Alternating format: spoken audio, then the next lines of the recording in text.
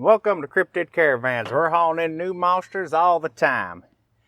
Today we're going to take a look at a creature that's blamed for the downfall of Detroit, Michigan. The automotive industry. Wait, hang on. Well, my bad. It's the Nain Rouge, or Red Dwarf, also referred to as the Red Gnome or the Demon of the Straits. As I said, this creature calls the city of Detroit home. I mean, there's plenty of real estate up there. The Nain Rouge is a creature of short stature, usually depicted with red fur or skin, and sharp yet rotten teeth. It can also have the face of a withered old bearded man.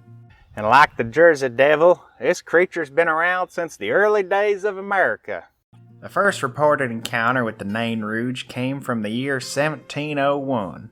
It all started at a party celebrating the founding of Detroit. But no, this story does not include the line, and then I started shooting tequila. Anthony Cadillac was approached by a fortune teller, and after telling him of the great wealth that lay ahead of him, she warned him not to offend the Nain Rouge, or he would lose it all. I feel like there's a joke about modern political discourse in there, but I'm not going to touch it.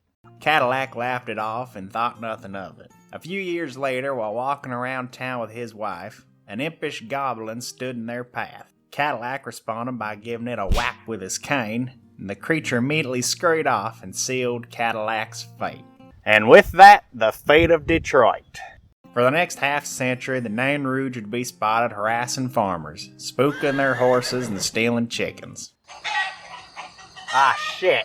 The next big appearance of the Nain Rouge would be during the 1763 Battle of Bloody Run. About 250 British soldiers were in place to mount an attack on the local band of Ottawa Indians. Well, before the battle started, a soldier remarked seeing the Nain Rouge sitting on the creek bed with a grin on his face and a bag of popcorn in his hand. After the vicious battle, 50 of the British soldiers lay dead. The surviving Brits are said to have seen the Nain Rouge dancing a jaunty jig amongst the dead. Do what you like and you won't work a day in your life, I reckon. And it'd be about another half century before the Nain would appear on the records again. In 1803, a fire ravaged through Detroit that would leave little of the city left. It's still more than what the Great Recession left, though. The days leading up to the blaze, several Detroiters saw the Nain Rouge all across the city. And Detroit would only have to wait a short time for the Red Goblin to appear again. During the War of 1812, General William Hall reportedly saw the little cryptid on the sidelines as he surrendered Fort Detroit. He would later be executed as an incompetent military leader. And the Nain Rouge would add another name to its death toll. And from this point on, the Nain Rouge would appear here and there throughout the city's history. Some encounters from the last century involve a sighting of the Nain Rouge doing backflips during the '67 Detroit race riots. In 1976, two linemen saw the Nain Rouge scurrying up a utility pole, and a few weeks later, Detroit was hit with one of the worst ice storms in history. An ice storm in Michigan. Well, obviously that's the work of supernatural forces. But after this disaster, the Nain Rouge seems to have retired from the doom-bringing business. Well, it may have been spotted in regards to a botched car theft in 1996. Maybe he's just working half days now. Even with the drop-in sightings, the Nain Rouge has become a mascot for the Motor City. I mean, what better icon to remind people of how rough Detroit has had it? The city holds a yearly parade each spring called March de Nain Rouge. Folks dress up in costumes and march across Midtown to chase the Nain Rouge out of town. It ends at Cass Park with the destruction of a Nain effigy. In a bit of good-natured fun, a group called the Friends of the Nain Rouge lead protests against banishing the cryptid, because Detroit is in no position to kick people out. See? Even Detroit laughs at itself. I appreciate that. Local brewery, the Detroit Beer Company, real creative name, produce a Detroit Dwarf Beer, and winemaker Woodbury Wine sells a French red wine called Nain Rouge Red.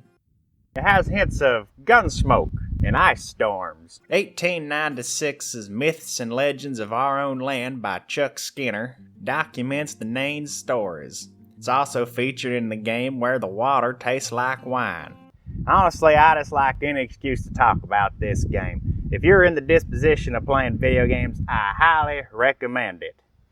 But back on the topic of the Nain Rouge, what could be the basis of this legend?